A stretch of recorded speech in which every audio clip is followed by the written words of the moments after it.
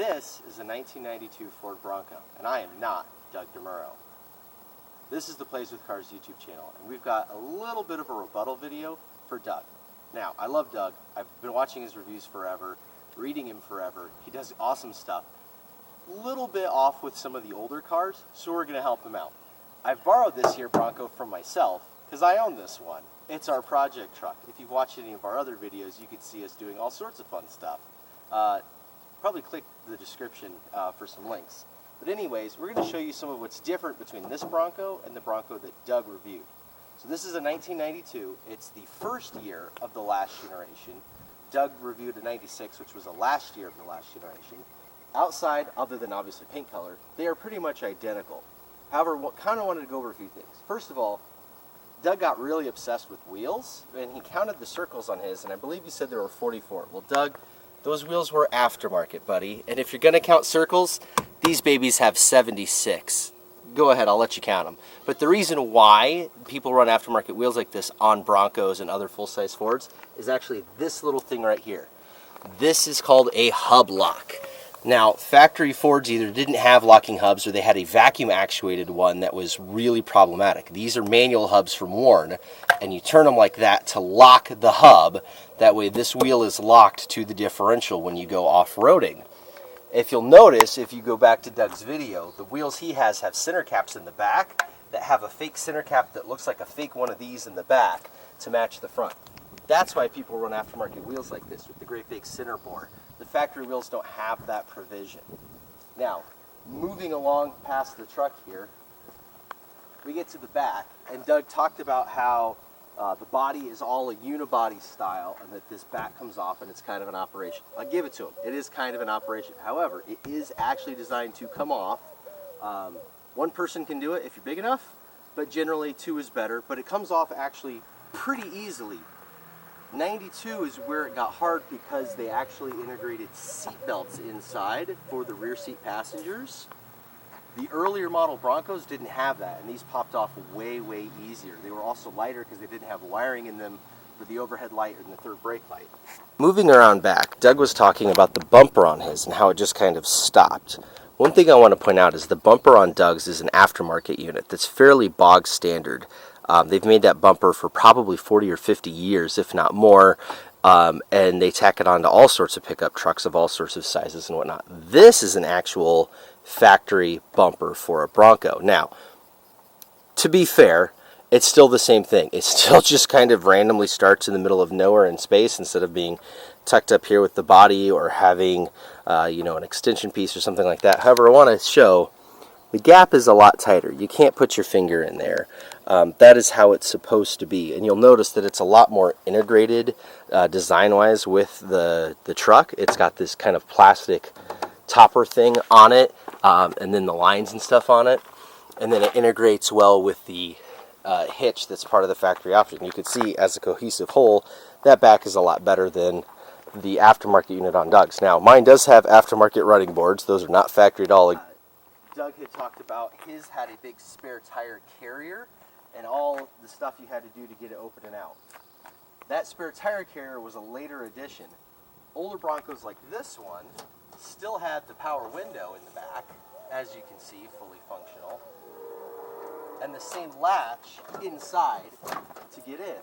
However, the spare tire is carried internally on this roll bar setup and then bolted in from there. And here you can see the seatbelts we're talking about. These are not on the Broncos prior to 92. There were no shoulder harnesses for the older ones. If you can see right here, this is some of the bolts you used to get this out.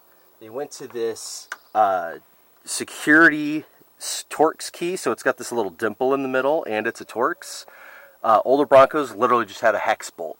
And then you've got your wiring in here for your third brake light up here. Again, that's 92 to 96 only. I think maybe even a little older on some of the wiring. But anyways, that's some of the differences. He also noted that his tailgate was carpeted so that you could tailgate on it. They were not all carpeted. This one never had a provision for a carpet. Most of them didn't. That's when you got into the later models like the Eddie Bauer editions and stuff like that. And just like Doug's, up the window goes and latch up the back. However, the front of the truck the bumper is a lot better integrated. You can see the cut line here follows the curve of the wheel well just fine. Yeah, there's a little bit of a gap here, but overall it fits a lot nicer. A lot of the angles and stuff are similar. It's got the black rub strip that matches with down the side. It's got this nice little integrated air dam. So, you know, Ford did a pretty good job with the front end of this thing, especially considering that this was like a facelifted version of the originally designed front bumper, which is why you got this indent here. On the original models of these, this went all the way into the headlight, and that's where they broke up the two-tone. And in this facelifted one, with how they did the headlight, they couldn't really connect to this line, so they just kind of have blank fender, and they just have this start, and they brought the cut line for the two-tone down further. Now, under the hood of mine, I have the 5.0 liter small block Ford Windsor, 302 cubic inches. You can see I've got the same kind of cool font, only mine is 5.0 instead of 5.8 on there.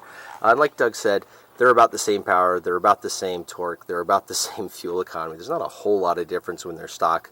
They're pretty low-key motors. However, they're pretty simple to work on. They're very low stressed as far as, like, you're not really going to hurt anything. Like I said, mine's got 185,000 miles on it. It's the original motor. Runs just fine.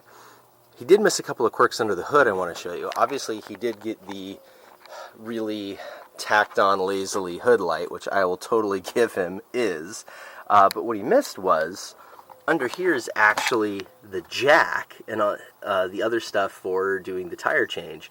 He put it here, and here's the lug wrench, and it all kind of fits into these holes that are designed for everything under the hood, because that's where Ford had to put it. In the Bronco. It's just kind of an interesting little quirk of under the hood in here. Otherwise, that's pretty bog standard, full-size Ford. All of this is pretty much in common with the F-150s of the era.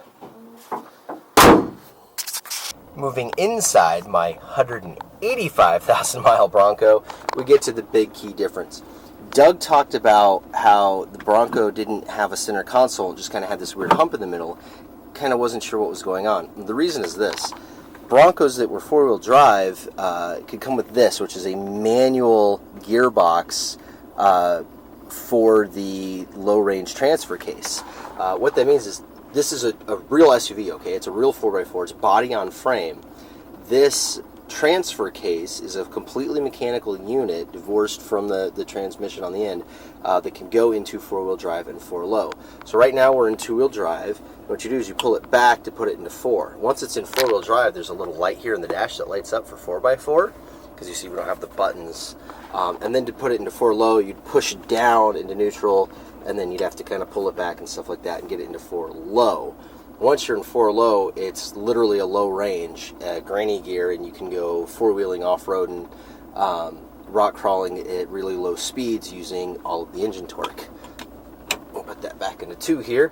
But the other thing is, Broncos can come with a actual manual transmission. So you could what's called twin stick Broncos. They would have this stick for the transfer case and your actual stick up here for either a 4 or a 5 speed on the floor. So that's why they don't have center consoles. As far as the rest of the quirks and features, mine is pretty similar to Doug's. Mine's a lower end model, so it doesn't have a lot of the niceties, but I still have like the funny PowerPoint thing. The rear defrost is still in a weirdo spot. But you can see I don't have the light for the aftermarket alarm. I don't have the button for the electronic thing there. Although I do have the power rear window switch just like Doug. Now my door panel is a bit different. I've got this like lovely mouse fur velour-like material up here, and they are just as crappy. However, all Broncos do have the glorious vent windows, the best thing, quirk and feature inside. And I agree with Doug. Every new truck should have these. These are amazing. Here. Otherwise, he got pretty much all the quirks and features in here. There's not a whole lot to these. But the last thing I wanted to show was, Doug did mention how hard it was to get into the back. It's actually not that bad. The whole seat slides all the way forward into the dashboard to make it easy to get in and out, even for a big guy. And then once you're back here, just like Doug always shoves himself in the back, there's plenty of room to sit behind myself and use my shoulder harness. So that are some of the things that Doug missed in his review of the Ford Bronco. And hopefully this now finishes out answering all the questions on the bizarro quirks and features of the last of the true SUVs, full-size body on frame with removable body panels. So until next time, this has been Plays with Cars.